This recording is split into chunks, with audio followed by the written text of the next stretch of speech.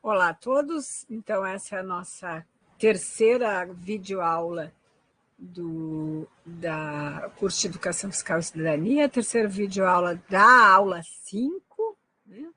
Vocês assistiram, ou deveriam ter assistido, a primeira videoaula sobre lei de responsabilidade fiscal, a segunda videoaula sobre os mitos da austeridade fiscal, muito, muito importante para compreender todo esse debate em torno do gasto público, e essa videoaula, então, é sobre o corte de gastos. Eu vou falar um pouco sobre o que foi convencionado chamar o novo arcabouço fiscal no Brasil, que foi aprovado recentemente na Câmara dos Deputados, foi para o Senado e agora o Senado fez alterações e está na Câmara dos Deputados para ser aprovada após o recesso, né?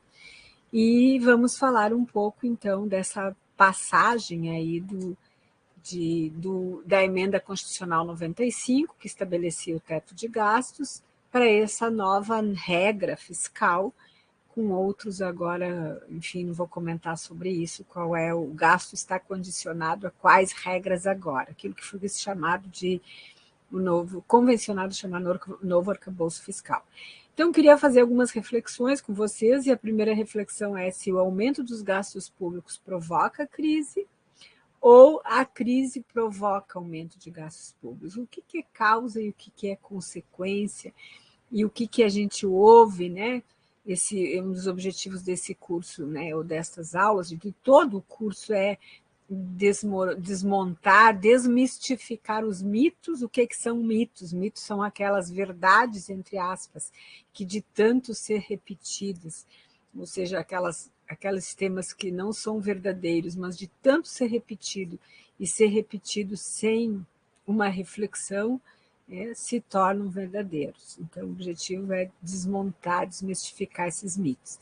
Vamos falar um pouco, então, do que é essa lei complementar, projeto de lei complementar 93, que está na Câmara dos Deputados nesse momento, depois de ter passado pela Câmara, pelo Senado e ter voltado agora, que foi aprovado, que está em processo de finalmente de ser aprovado, em substituição à Emenda Constitucional 95, aprovada em dezembro de 2016. E algumas propostas alternativas para poder ampliar o gasto público em atendimento que está previsto no artigo 6º da Constituição de 1988, que são os direitos fundamentais, a partir, né, desse novo arcabouço NAF, né, novo arcabouço fiscal, que está aí na lei, no projeto de lei complementar 93 de 2023. Depois, algumas reflexões finais. A primeira questão que eu queria perguntar para vocês é o que é causa, o que é consequência?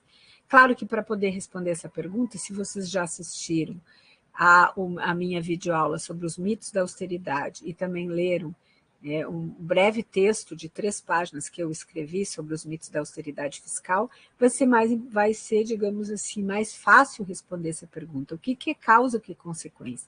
Lá também na primeira videoaula que eu fiz na aula 5, mostrando como se comportou o gasto público, o PIB no mundo, ou seja, a razão entre gasto público no mundo cresce por várias razões que eu apontei naquela videoaula. Então, por que desde 2008, com a crise financeira, entrou esse termo da austeridade fiscal, ou seja, uma disputa, né, sobre o orçamento público, e para fazer essa disputa sobre o orçamento público, se ele vai ser gasto em saúde e educação ou para pagar, por exemplo, os gastos com juros, né, diante do conceito de financiarização da economia. Então, ocorre essa disputa sobre o orçamento público. Ou, lembrando a aula do professor Damo, quando ele empurra, né, aquela linha dos serviços públicos ou a linha dos produtos, bens privados, serviços públicos e bens privados que ele apresenta lá na primeira aula, é fruto dessa disputa política que ocorre na sociedade. Mas, se a gente olhar do ponto de vista histórico, vocês já têm uma experiência. Como foi a solução? Cada crise, né? A crise de 30 é uma crise financeira, cuja solução foi aumento de gastos. A crise dos anos 80 teve uma outra conotação. A crise a crise da Covid em 2020, qual foi a solução da crise né? Foi o aumento de gastos para impedir que as pessoas morressem por falta de oxigênio, foi preciso aumentar, inclusive, a dívida pública, o gasto público cresceu muito para salvar os brasileiros, né? Em gastos com saúde, outros gastos para fazer mitigação de crise, né? E, então, nesse caso, o que nós vimos? Que o gasto público ele é a solução da crise. Mas sempre, né, vocês vão observar, por isso os mitos da austeridade sempre se vendem o oposto na mídia, né, com esse interesse que eu acabei de colocar para vocês e que vocês já discutiram bastante também em outras disciplinas. Então, veja, aumento de gastos pode ser solução da crise. Significa dizer que pode aumentar o gasto assim, sem nenhum tipo de limite? Não.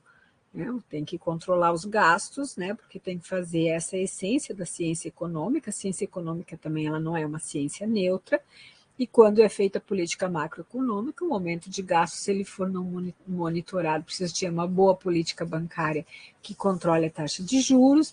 O gasto ele não pode crescer mais do que a disponibilidade de mão de obra, porque senão vai ter inflação, ou seja, tem que executar a política macroeconômica. Se for fazer corte de gastos simplesmente, e não precisa mais fazer manuseio da política macroeconômica, eu sempre brinco, então, que, faço aquela brincadeira, se cuidar do orçamento público, que é um mito, é igual ao orçamento doméstico, é melhor, então, extinguir os cursos de economia, certo? Então, depois dessa primeira reflexão, eu queria mostrar para vocês, fazer um comparativo entre quais eram as regras do corte de gastos, do teto de gastos convencionado lá na Emenda Constitucional 95, em 2016, né, que lá o teto de gastos estava convencionado ao quê? O gasto da União só podia crescer o equivalente à taxa de inflação.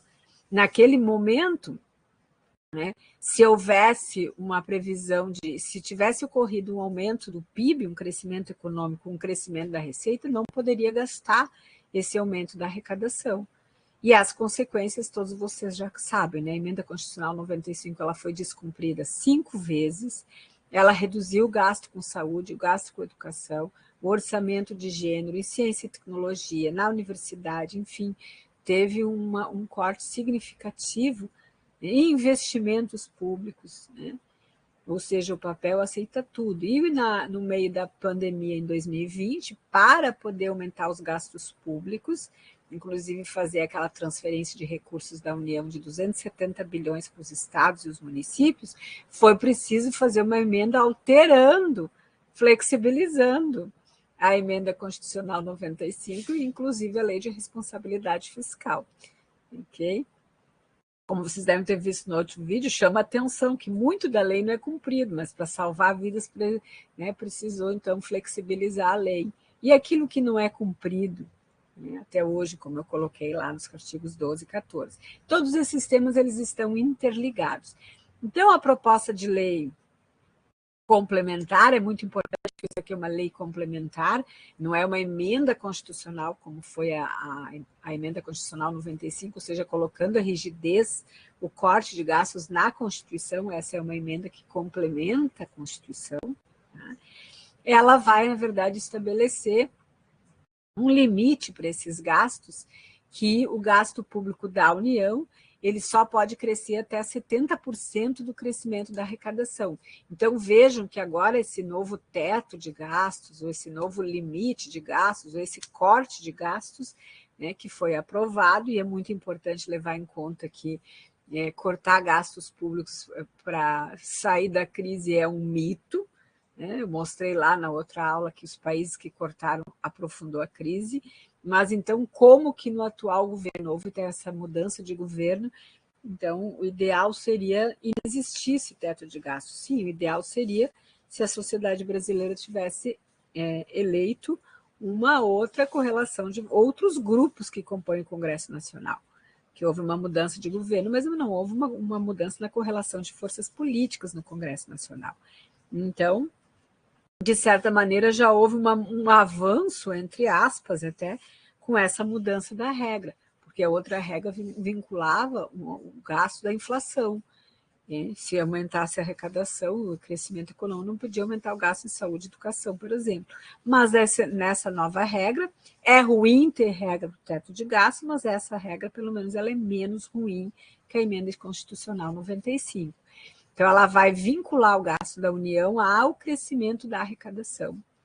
Sempre o objetivo dessas metas é ter superávit primário, é cortar o gasto público para garantir que tem um superávit primário. O que é o superávit primário?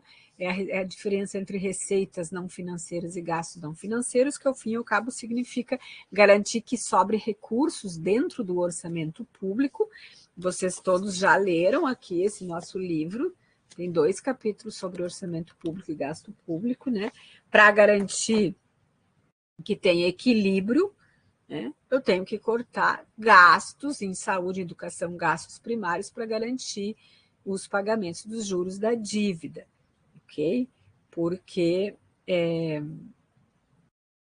os juros da dívida eles não estavam inseridos na emenda constitucional 95 e também não estão inseridos aqui. Depois a gente vai fazer uma reflexão sobre isso. Então, por exemplo, se a arrecadação do governo federal, da esfera federal, aumentar em 3%, os gastos podem crescer 70%, até 70% de 3%. Então, 70% de 3% é 2,1%. Mas tem um limite. O crescimento do gasto ele não pode ser, ele tem que variar aí entre 0,6% e 2,5%. Então, veja que tem uma trava para aumento de gastos.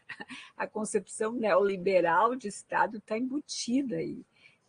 Por exemplo, então, o que diz aqui? Se a arrecadação, por exemplo, cresceu 7% no meu exemplo, veja que a flechinha ela é grande, né?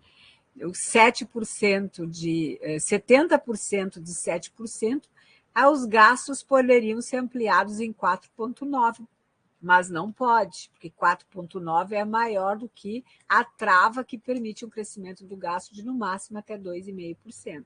Então, se a economia brasileira passar a crescer 8%, 10% ao ano, estou estimando, isso infelizmente não vai acontecer, e a arrecadação crescer também, os gastos eles não podem extrapolar 2,5%, um aumento de 2,5%. Então, vejo que está embutido aí uma visão neoliberal, uma trava para ampliação do Estado na economia. Aqui embaixo eu deixei o link para vocês olharem. E, claro que eu não vou entrar muito em detalhes aqui, mas tem alguns gastos que estão excluídos ali, por exemplo, transferências constitucionais para os estados e municípios, o pagamento dos precatórios. O que são precatórios? Aqueles pagamentos que precisam ser feitos decorrente de processos judiciais, né? Precatórios trabalhistas, precatórios de civis e assim por diante. E também na universidade, se eu fizer um convênio e conseguir recursos, esses recursos eles estão fora do teto, né? Antes, com a emenda constitucional 95, se eu conseguisse recursos de outras esferas ou esfera internacional para comprar equipamento para algum projeto de pesquisa, eu não podia gastar porque furava o teto de gastos, né? Além de tudo, era uma regra muito burra, né? Pelo menos nessa tem alguns avanços pequenos, mas tem, né, dado um novo contexto. Também do lado da receita, né, para fazer esse cálculo aí de gastar até a variação de até 70% do gasto em relação a 70% do aumento da receita, também tem que eliminar algumas receitas, conforme está escrito aqui, de concessões, por exemplo, as concessões dos aeroportos, os aeroportos foram concedidos, o governo cobra um aluguel, entre aspas, essa é uma receita, ela tem que ser excluída desse cálculo. E o que é interessante também é que esse novo arcabouço fiscal, eu diria assim, esse novo corte de gastos, né? Ele vai, que vem substituir a emenda constitucional 95, convencionalmente chamado teto de gastos, tem metas de superávit primário. Né? E aí o governo tem uma estimativa de que, né, de equilibrar as contas públicas em 2024, ou seja, precisa aí ter um déficit de 200 bilhões de reais e que precisa equilibrar as contas. E esse equilíbrio, sobretudo, deverá vir, espera-se, pelo lado da receita, é assim que a gente enxerga que a equipe econômica está trabalhando nas renúncias, na reforma tributária, que depois no final eu vou falar um pouquinho, reduzir esse... Veja, em 2025 já vai ter um superávit de 0,25% do PIB e em 2026 1% do PIB. São metas bastante ousadas para 4 anos que estão embutidas lá no novo arcabouço. E se elas não forem cumpridas, não pode mais fazer concurso público, não importa se falta médico, não importa se falta professor, não importa se falta remédio, não pode aumentar o gasto. Então é ruim ter teto de gastos, é ruim. Mas é menos ruim do que a emenda anterior, que ela fazia emenda na Constituição, era uma emenda constitucional, e agora é uma lei complementar, ou seja, ela pode ser avaliada, alterada, e o quórum que precisa para alterar uma emenda constitucional, uma lei complementar, é inferior a um quórum para alterar uma emenda constitucional. E ainda dentro dessa proposta está previsto como um bônus e um ônus, caso não ocorra o cumprimento do que está estabelecido lá. Então, se o governo conseguir um superávit, um resultado primário maior do que o previsto, ou seja, sobrar mais dinheiro do que estava previsto, ele pode usar aquele dinheiro para fazer mais investimentos no ano seguinte. Mas, se o resultado primário for menor do que aquele previsto, daí tem um ônus. Aí o gasto público ele não pode crescer o equivalente a 70% da arrecadação, do aumento da arrecadação, e sim só vai poder crescer, como eu escrevi aqui, 50% do aumento da receita. E aí tem uma trava aí para cortar no ano. Se não se comportou bem, entre aspas, né, vai ter que cortar mais gastos do ano seguinte. Por isso que eu escrevi aqui embaixo, é uma medida, ela não é pró-cíclica, ela não é anticíclica. Anticíclica seria dizer assim, quando tem crise econômica, precisa aumentar gastos públicos, é necessário reduzir o gasto público quando a economia vai bem. Daí seria algo que é contracíclico. Tem pesquisas no Brasil que mostram, né, que o efeito multiplicador do gasto público em períodos de crise é muito maior do que período de quando a economia vai bem. Isso significa dizer o quê? Que é mais importante aumentar o gasto público na crise do que aumentar o gasto público nos períodos de ascensão econômica. Então, né, é muito suave, né, na minha avaliação, essa proposta do novo arcabouço fiscal, ou uma nova regra de corte de gastos, que seria o mais adequado, não leva em conta isso. A outra questão importante, sim, que eu já coloquei para vocês, que ela não é agora uma emenda constitucional, como foi a emenda constitucional 95, e é sim uma lei complementar, e precisa para alterar, porque a emenda constitucional 95, vocês lembram? Ela foi aprovada em 2016 e ela era por 20 anos. Veja, né? E ela terminou de 2016 para 2023, em 7 anos ela foi descumprida, 6 anos ela foi descumprida 5 vezes, e ela já deixou de existir agora, indo a partir deste ano de 2023. O papel aceita tudo, o mundo real é que é mais complicado, né? Sobretudo porque nós somos uma sociedade que deve ter transparência, deve ter controle social, e felizmente, a gente não chegou, apesar de algumas pessoas defenderem, deixam as pessoas morrer para ter equilíbrio das contas públicas, né? Aquela discussão da disputa entre serviços públicos e bens privados, ok? Então, esse novo arcabouço fiscal, essa nova regra de corte de gastos, ela tem algumas críticas a serem feitas e também algumas preocupações em relação a essa temática. A primeira é como esperar, né, que nesse atual governo, o que era de se esperar nesse atual governo era de que não houvesse uma emenda que estabelecesse teto de gastos, porque o gasto público, todos os países do mundo, em especial os países desenvolvidos depois da crise sanitária, eles estão aumentando a participação do Estado na economia, aumentando os gastos públicos, né? A Alemanha mesmo colocou como estratégia de fazer grandes investimentos na produção de microprocessadores. E nós seguimos, né, no tema do corte de gastos, mesmo num contexto de pós-crise da Covid. E isso está muito relacionado, né, não com a mudança de governo, mas, infelizmente, com a manutenção da mesma correlação de forças políticas no Congresso Nacional, que é composto por um grande grupo de parlamentares que representam pequenos grupos econômicos cujos ganhos estão vindo na forma de juros, né? O agronegócio ele recebe lucros, mas ele recebe juros. Os bancos, né, recebem suas remunerações na forma de juros. Muitas empresas recebem seus ganhos, as suas remunerações na forma de lucro, mas também muito na forma de juros. Esse é um elemento do processo de financiarização da economia. E, portanto, essa nova regra de corte de gastos públicos tem como objetivo garantir que uma parte do orçamento público seja reservada para pagar juros, ok? Mesmo que a gente saiba que nós não comemos juros, não vestimos juros e não moramos em juros, uma parte importante do orçamento da arrecadação de tributos, né? O orçamento vocês já aprenderam, né? Um braço é a arrecadação, outro braço é o gasto. Mesmo que uma parte da arrecadação venha, inclusive os mais pobres pagam proporcionalmente mais tributos e, portanto, tem uma participação maior relativa nesse orçamento, grande parte desse orçamento é destinado para pagamento de juros, né? Não é para o mais pobre que pagou proporcionalmente mais tributos, porque ele demanda, sim, a saúde, educação, vigilância sanitária, Bolsa Família e outras políticas sociais.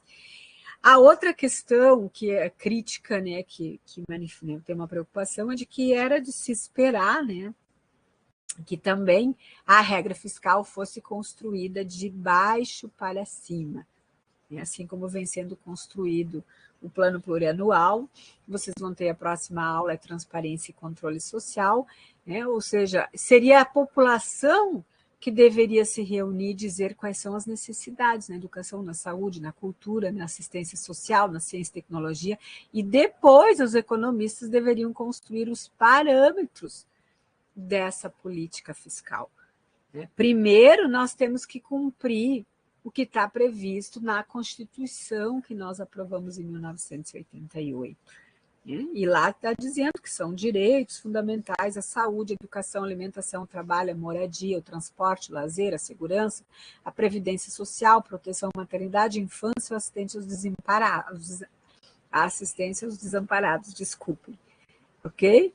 Então, era de se esperar que primeiro que nós precisamos fazer isso, depois os economistas redigirem esse guia, né, esse parâmetro da política fiscal.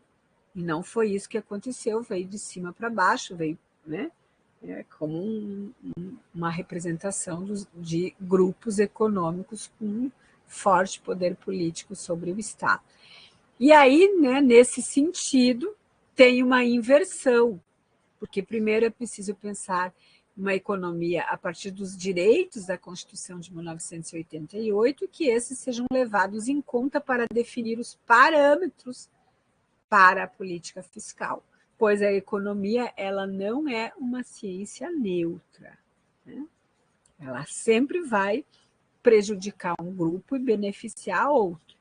E é fruto da correlação de forças políticas, e é por isso que na aula passada, na aula 5, eu deixei um texto para vocês lerem sobre o orçamento como peça técnica e como peça política.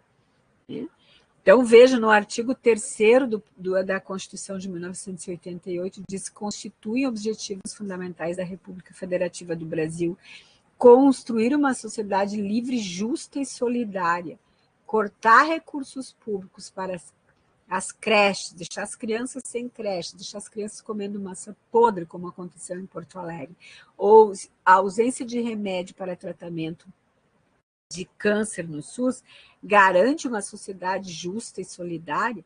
Vejam aqui, eu nem sublinhei o inciso 3, erradicar a pobreza e a marginalização, reduzir as desigualdades sociais e regionais. O corte de gastos, ele possibilita isso? Não, ele impede que nós garantamos o cumprimento do artigo 3º da Constituição de 1988. certo? E aí o inciso 4º, promover o bem de todos, sem preconceito de origem, raça, sexo e cor.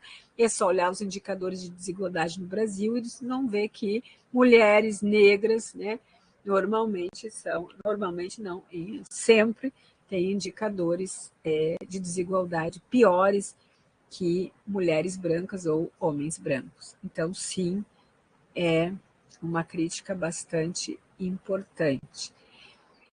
E nesse slide aqui, eu queria só que vocês lembrassem aquela segunda videoaula da aula 5, que vocês assistiram, do professor Diogo Demarco, onde ele vai colocar as classificações orçamentárias.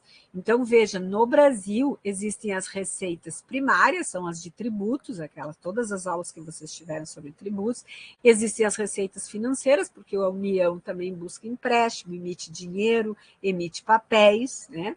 As financeiras.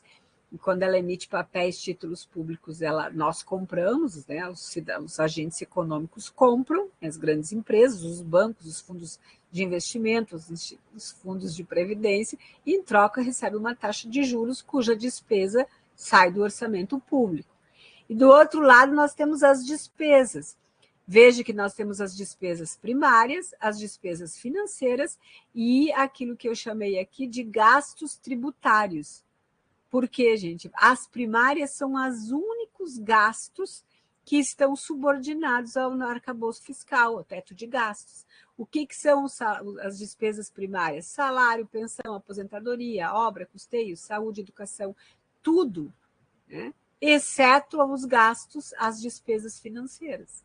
Então, vejam que interessante, as despesas financeiras daquele grupo de pessoas que vivem de juros, cuja despesa sai do orçamento público, não tem teto. É por isso que a taxa de juros do Banco Central está tão elevada, porque o Banco Central está a serviço desse grupo, né? Não tem um constrangimento em dizer isso, né? O próprio economista, o Milton Friedman, que é o pai do neoliberalismo econômico, ele era contrário à independência do Banco Central, porque ele diz que o Banco Central vai ser cooptado pelos banqueiros, isso tem um risco, né? E o risco, inclusive, de fragilizar a democracia, um risco político. Então, e aí nós temos também os chamados gastos tributários, que são as renúncias de receitas. O que são as renúncias de receita? Quando o Estado brasileiro, a União, abre mão, aprovado em lei, de que determinados grupos ou determinadas empresas não precisam pagar o imposto em troca de que ela gere emprego, renda para aquele setor. Veja que nenhum desses gastos, dos 3 tipos de gastos, primários, financeiros e gastos tributários, só aquilo que é para atender os direitos fundamentais da cidadania estão subordinados ao teto. Só aqueles que poderiam atender a educação, a saúde, a alimentação, o trabalho, a moradia, o transporte, o lazer, a segurança, a previdência, a proteção, a maternidade, a infância, né? Esses estão subordinados ao teto. Despesas financeiras, não. E as despesas tributárias, os gastos tributários, seria um gasto público indireto, porque é com dinheiro público, mas feito pela pessoa jurídica que recebeu a renúncia, também não entram nos gastos. Então, vejam que interessante, né? Como isso foi decidido? Foi decidido sob o âmbito político. Nós somos uma sociedade de conflito de ideias, então de ter uma correlação de forças e sempre tem um grupo que está ganhando e um grupo que está perdendo. Eu não preciso dizer para vocês quem está ganhando e quem está perdendo, certo? Então, muito importante isso. Bom, diante disso, né, né, vários estudos, economistas já, né, vocês já devem ter lido alguns textos, que apenas o reajuste, o aumento real do salário mínimo correria o risco apenas o reajuste do salário mínimo correria o risco de já furar essa meta do governo estabelecida, né? Meta de equilibrar as contas públicas já no ano que vem, em 2024. Então, vejam que se é o pior dos mundos, porque segue levando em conta, né, uma concepção de Estado mínimo, quando, na verdade, nossa Constituição diz que os objetivos da República Federativa no Brasil é erradicar a pobreza e a marginalização e reduzir as desigualdades sociais e regionais, né, e garantir o desenvolvimento nacional, construir uma sociedade justa e solidária, apesar disso estar escrito aí, nós vamos ver que não é com essa meta que isso vai ser obtido, porque ela garante a proteção de um grupo e a desproteção daqueles que têm os menos favorecidos na sociedade. Mas tem um aspecto positivo, que é este novo arcabouço fiscal, essa nova regra, ela se subordina à arrecadação e não à inflação. Então, qual que é a grande estratégia, qual que é a medida urgente, e por isso a importância desse curso? É necessário que o governo federal trabalhe para ampliar a arrecadação, né? Para que, de fato, o aumento dos gastos fique 70% do aumento dessa arrecadação. Como aumentar a arrecadação? Bom, uma das maneiras mais importantes para ampliar a arrecadação é o crescimento econômico, né? Mas existem outras maneiras, e eu quero tratar de duas delas aqui. Uma é a renúncia de receita e a outra é uma reforma tributária progressiva, que vocês já estudaram e já têm condições de opinar e de participar dessa discussão política na sociedade, inclusive sendo multiplicadores dessa temática. Uma reforma tributária que virá agora a segunda parte da reforma no segundo semestre de 2023, e o imposto sobre grandes fortunas. Sobre a renúncia de receita, eu queria dizer para vocês que no meio da pandemia, eu, Rosa Ângela Queza, que você já me conhece, e a Anne Link, ela se formou já, mas foi minha aluna de economia na URGS, nós começamos uma pesquisa em 2020, e em 2022, a gente recebeu um prêmio dessa pesquisa aí na Fundação TID Setúbal e na Secor. No final, nos slides, tem um link com a referência completa, e também na aula eu vou colocar como uma leitura, não sei se eu coloquei obrigatório ou complementar para vocês lerem. Então, como é importante para garantir, né, o atendimento do que está previsto tanto no artigo 6º quanto no artigo 3º da Constituição de 88, que tenhamos um aumento da arrecadação. E o Brasil hoje renuncia, o Brasil, quando eu falo aqui, estou falando só da União. O Brasil renunciou, está previsto, né, para 2023, uma renúncia de 456 bilhões de reais. Lá no sindicato eu não coloquei o link aqui, mas vocês procurem, a estimativa do sonegômetro, né, do Sindicato Nacional dos Procuradores da Fazenda Nacional, acabou não saindo o link aqui, né, ele estima uma sonegação em 2023 de 604 bi. Então, considerando a renúncia de receita mais a sonegação, tem 1 trilhão de reais aqui. E veja que isso parece pouco diante da necessidade que o ministro da Fazenda coloca, que precisa de 200 bilhões para zerar o déficit, né, já em 2024. Então, bastaria reavaliar as renúncias de receita no Brasil, que são aprovadas de forma muito ilegal, digamos assim, muito que precisa avançar, que a sociedade brasileira precisa avançar em relação à política de renúncia de receita, da forma como ela é aprovada e implementada hoje, que a gente já vê. Veja, bastaria aí menos de 30% do total do que é sonegado e renunciado para equacionar, digamos, essa conta. Não é necessário não fazer concurso de professor, né, deixar remédio de segunda linha para os que estão com câncer e com tratamento no SUS, deixar as crianças passando fome, deixar 33 milhões de pessoas passando fome, ou seja, o próprio subfinanciamento, né, da educação básica, já que há uma partilha de receita tributária entre os entes federais, também poderia ser enfrentada de outra maneira. Então, o que nós vimos nesse nosso estudo, que é muito importante nas renúncias de receita? Gente, a lei de responsabilidade fiscal ela só é cumprida no Brasil quando é para fazer corte de gastos, né? Gasto de pessoal, limite de dívida, limite de endividamento, né? um rigor em relação ao corte de gastos para obter equilíbrio fiscal. Mas até hoje não há cumprimento do artigo 14 da Lei de Responsabilidade Fiscal. E por que a lei de responsabilidade fiscal ela não é cumprida na íntegra? Por que existe essa desigualdade de tratamento entre contribuintes? Será que é em função de grupos de poder que se encastelam no Estado? né? Certamente sim, né? Uma sociedade ela é feita de grupos políticos, e se nós olharmos lá, eu não deixei aqui um estudo muito importante que eu li, vamos ver se ele está à mão aqui. Não, não é esse aqui, mas eu posso colocar para vocês lá. E ele fez análise das leis aprovadas no Congresso Nacional, nenhuma delas sequer passou pela Comissão de Finanças e Tributação. Ela não só descumpre a lei de responsabilidade fiscal, como descumpre, inclusive, os ritos legais dentro do Congresso Nacional. Okay? Não se subordina, né? O teto, as renúncias de receita não se subordinavam, no caso, a emenda constitucional 95, agora tem uma preocupação com isso. A reforma tributária, que vocês viram na aula do Dão, tem alguma preocupação com o tema da renúncia, mas a gente precisa avançar em relação ao cumprimento da norma, né? E então é muito importante, né? Eu escrevi aqui, o novo arcabouço fiscal está condicionado à variação da receita. Então, não está comprovado no Brasil, né, que quanto maior a renúncia, resulta num jogo do ganha-ganha, como eu ouvi um senador falando há poucos dias atrás. Isso é mais um mito.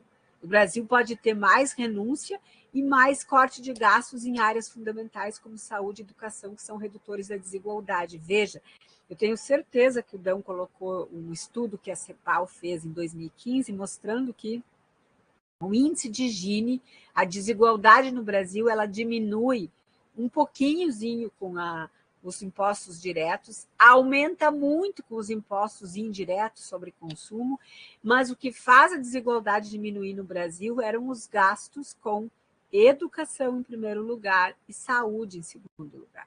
E veja, quando o Estado brasileiro, a União, abre mão de 450 bilhões de arrecadação, ela está reduzindo a base de cálculo do orçamento dos gastos mínimos constitucionais da saúde e da educação. Então, eu posso dizer, sim, que a renúncia de receita ela pode reduzir, ela pode aumentar a desigualdade, porque ela corta verba de saúde e educação, e que são áreas do gasto que reduzem a desigualdade no Brasil. Vejam que importante e, ao mesmo tempo, isso é muito grave. E olhando os dados só de 2020, no primeiro ano da pandemia, o montante de recursos que o Estado brasileiro perdeu de renúncia ou não arrecadou, a saúde perdeu 43 bilhões e a educação 65 bilhões por conta saúde pública e educação pública por conta das renúncias. Vejo que nós perdemos 43 bilhões em 2020, quando, né, naquele ano, morreram 194.949 brasileiros. Né? E, portanto, se são áreas que reduzem a desigualdade, né, como escrevi aqui, educação em primeiro lugar e saúde em segundo, e eu retiro o orçamento, a renúncia está contribuindo para aumentar a desigualdade, quando, na verdade, um dos objetivos da República Federativa do Brasil é reduzir desigualdade.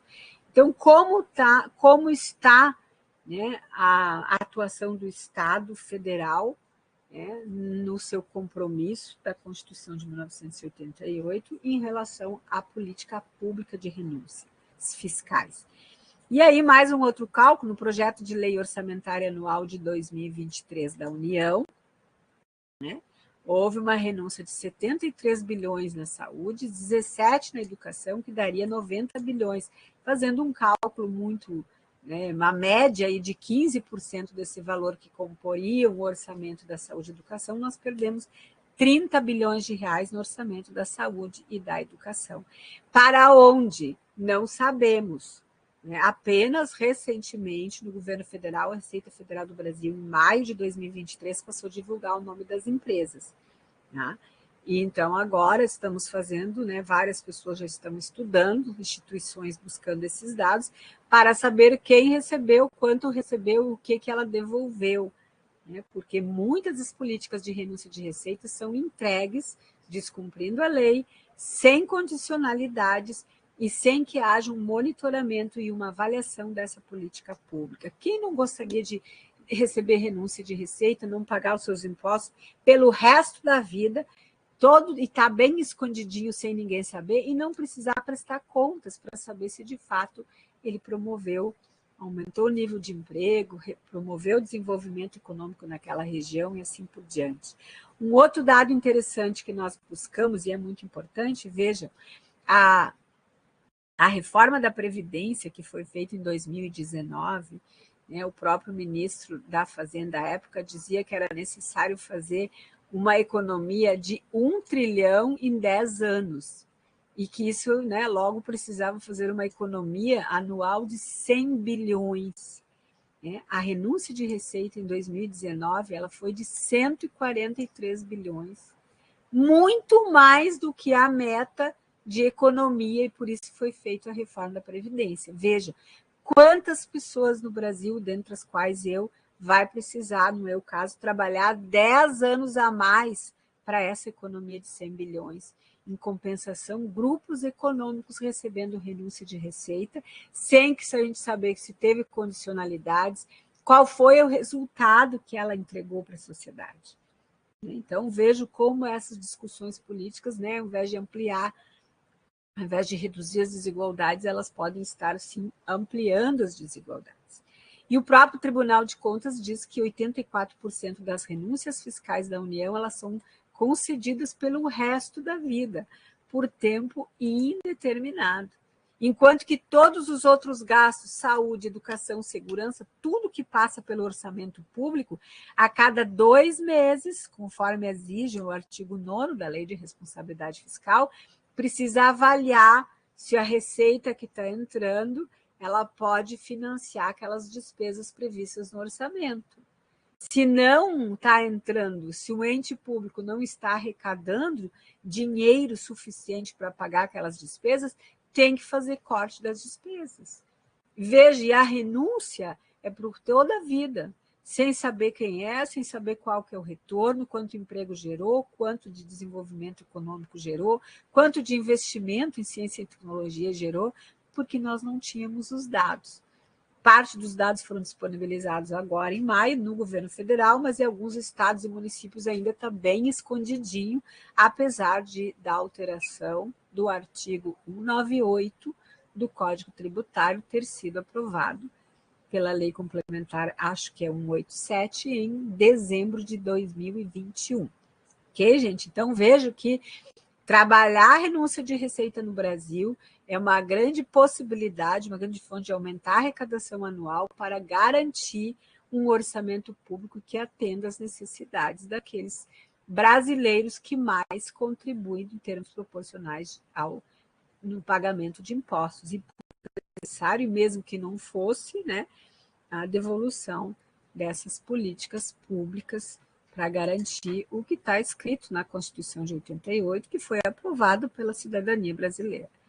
Veja, nós autorizamos 450 bilhões de reais sem condicionalidades.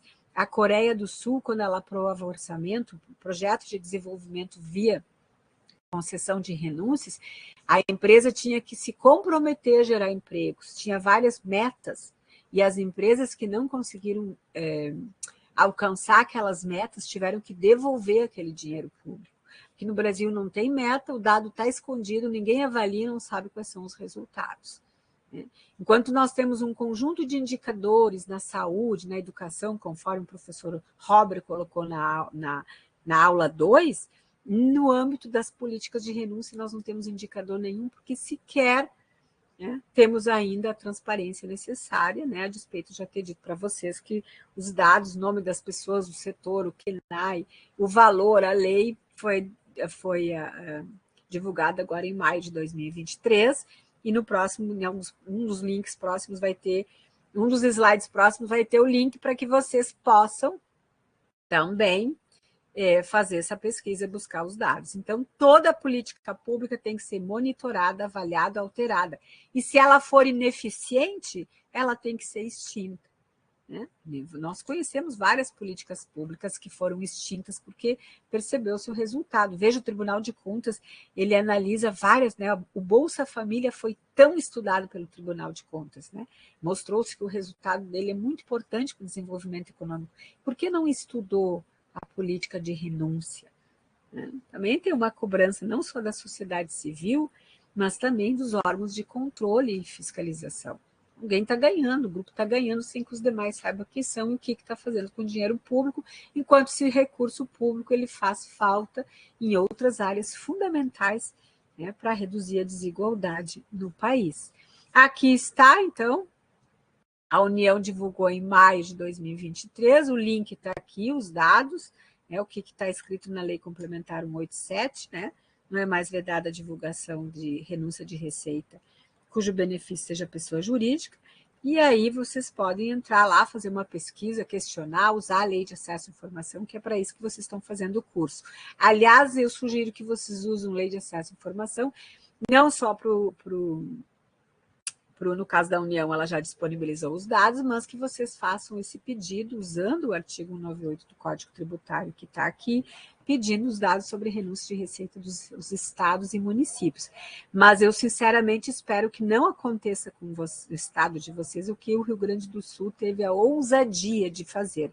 Ele divulgou o nome das empresas, simplesmente o nome das empresas. Não botou o valor recebido em renúncia, a lei, ou seja, é uma estatística que está solta sozinha. Quer dizer, um aluno seria, se ele colocasse uma tabela dessa natureza, ele seria reprovado em qualquer disciplina que envolve análise estatística ou qualquer outro tipo de análise. Né? E por que o Estado do Rio Grande do Sul divulgou essas tabelas desconexas com o nome das empresas que recebem renúncia, né? Sem o valor recebido? Há um grupo de poder que está interferindo na decisão do Estado no Rio Grande do Sul. Quando eu falo Estado, pode ser federal, no caso específico, Estado municipal. Qual é o poder coercitivo sobre o Estado? Agora, o funcionário público não precisa mais ter medo de ser exonerado, porque agora a lei diz que tem que divulgar. Mas o que ele está fazendo, né? Eu não sei qual que é o adjetivo correto para fazer isso, mas certamente esse é um tema. Essa divulgação no estado do Rio Grande do Sul ela foi feita na semana passada, portanto, temos aí poucos dias para... Não tivemos tempo ainda para alterar esse quadro, mas certamente ele será e deverá ser alterado. Veja, um estudo do Mike Silva, um aluno que é funcionário do IBGE, fez uma pesquisa sobre um dos programas de renúncia chamado Fundopay no Rio Grande do Sul, e um emprego custa 4,3 milhões de reais. Eu pergunto, é razoável isso? Né? Então, fica aí a dica para vocês usarem a Lei de Acesso à Informação e pedir os dados do município e do estado para a gente pressionar para que divulguem os dados. Então, por fim, gente, para a gente encerrar essa videoaula que já está muito longa, né, é importante que vocês contribuam também, né? Uma proposta aqui que provavelmente algumas instituições em nível federal vão encaminhar, não sei se o JF, que é parceiro, vai participar, mas uma proposta de se colocar um artigo, um parágrafo único no artigo 4º da Lei de Responsabilidade Fiscal, vedar, proibir renúncias por tempo indeterminado. É inconcebível. Quem de vocês não gostaria de receber uma renúncia, não pagar imposto para o resto da vida, ninguém saber, e ainda não ter que dar explicação nenhuma sobre o retorno da sociedade ao usar o dinheiro que é público? Uma outra proposta também da gente, né, difundir, vocês podem ajudar a fazer isso, escrevendo artigos nas suas palestras, aulas, de se considerar na base de cálculo, quando vai fazer o gasto mínimo em saúde e educação. Isso aqui é proposta para o governo federal, mas pode ser feito no estado, pode ser feito no município.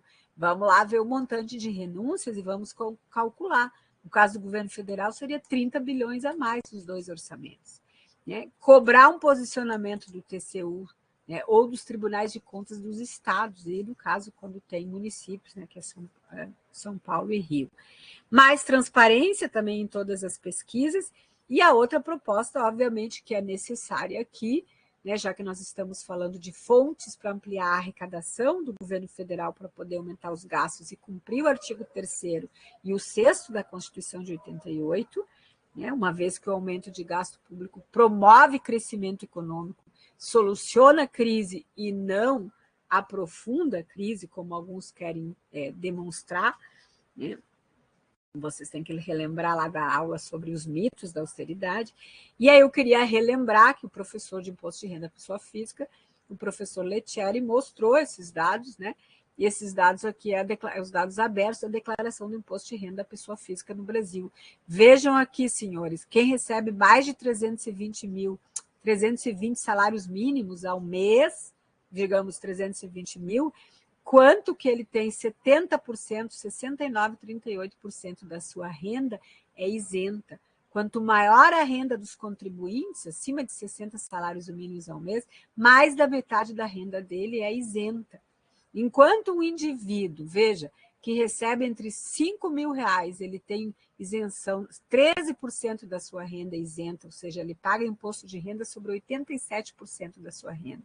E o mais rico paga imposto de renda por apenas 29% da sua renda. Ou arredondando, né, aqui para 70%, pagam imposto de renda apenas sobre 30% da renda.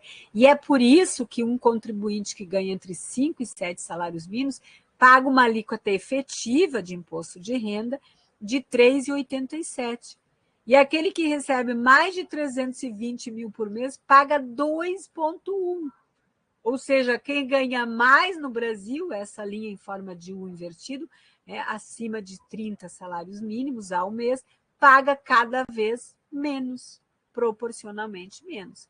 Então, uma outra alternativa importante para aumentar a arrecadação do governo federal, para ampliar o orçamento dos gastos sociais em cumprimento do artigo 3º e 6º, é fazer com que essa linha preta aqui ela seja ascendente, ou seja, é como a gente se articular politicamente para que o imposto de renda, que virá agora na segunda parte da reforma, no segundo semestre de 2024, seja efetivamente progressivo e que se isente, né, acabe com a isenção de um pedaço da renda que não é tributado, que são as rendas de lucros e dividendos. Enquanto a renda do trabalho é integralmente tributada, a renda do capital não é integralmente tributada. Veja que aquilo que o professor Dão colocou lá, que foi feita uma reforma tributária silenciosa nos anos 90. Né? E a cidadania pouco, né, sequer ficou sabendo, mas ela passou.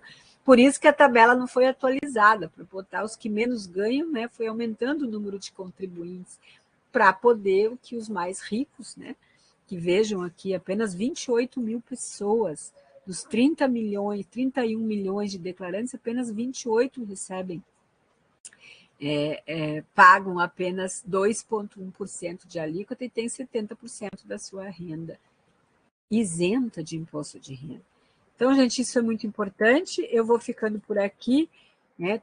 Eu deixei uns slides para vocês sobre o mito da gastança, mostrando a importância, né, do que se discutiu no passado, que havia excesso de gasto no Brasil, que isso levou à crise. Né? Aqui é um exemplo, a linha azul é a receita e a laranja é o gasto.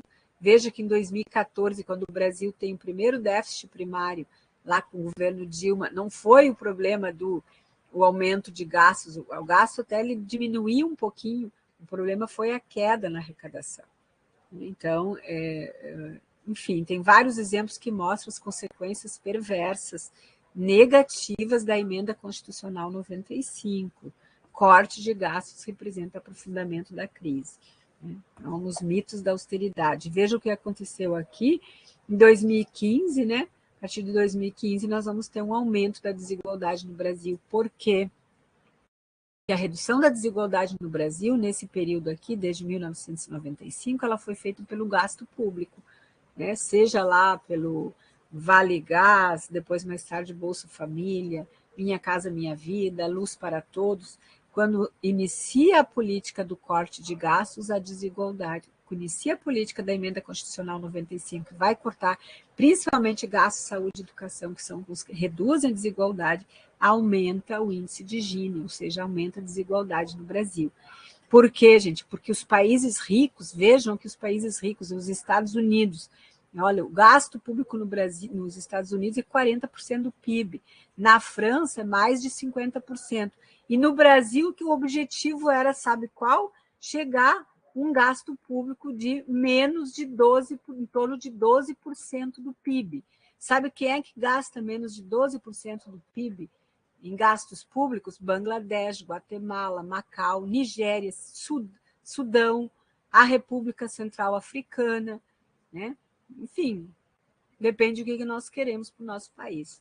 Nós queremos chegar nos países desenvolvidos, ou nós queremos chegar nesse exemplo de países, né, que bastante, né, subdesenvolvidos, né? Nós queremos chegar à Nigéria ou nós queremos chegar à França, Coreia, enfim, e o Reino Unido. Então, tem várias informações aqui, eu vou deixar para que vocês deem uma olhada. Eu também deixei um anexo com o histórico da Emenda Constitucional 95 e o que ela representou do ponto de vista do corte de gastos. E, por fim, né, dizer para vocês que eu deixei esse livro aqui, ó, Economia Pós-Pandemia, Desmontando os Mitos da Austeridade Fiscal e Construindo um Novo Paradigma Econômico. Ele está disponível. Nessa bibliografia aqui eu deixei um vídeo onde tem o lançamento do livro, onde cada um, né, coloca a apresentação dos capítulos.